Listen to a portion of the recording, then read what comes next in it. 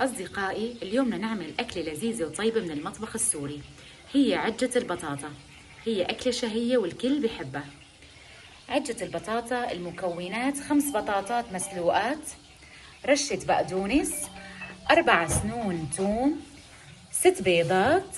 والبهارات هن معلقتين صغار كزبرة يابسة، معلقة بهار حلبي، ربع معلقة بهار أبيض، وربع معلقة فلفل أسود، ومعلقة ملح.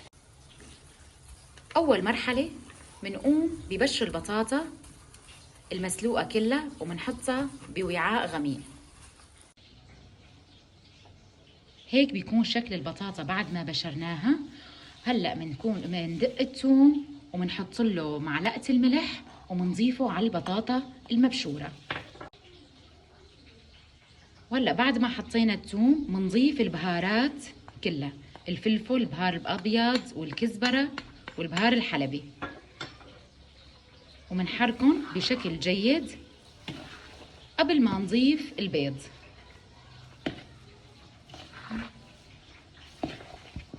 وهلأ منضيف البقدونس، رشة البقدونس الصغيرة،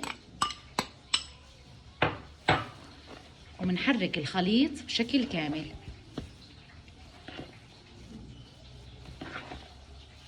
لبين ما يصير متجانس.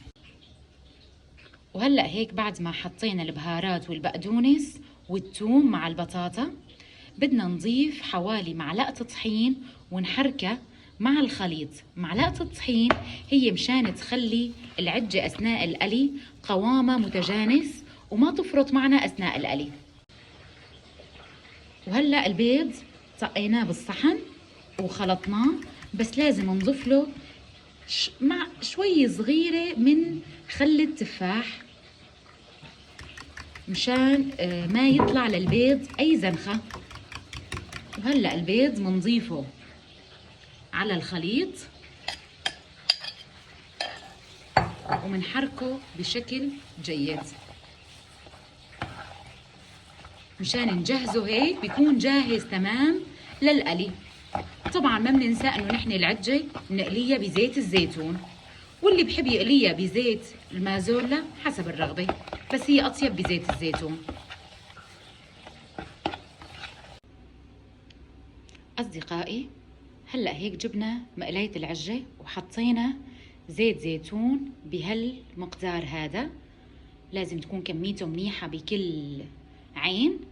ومنحط الزيت، يعني لازم يكون حماوة الزيت وسط، لا يكون حامي ولا يكون بارد، مشان العجة ما تلتدع ويستوي قلبها.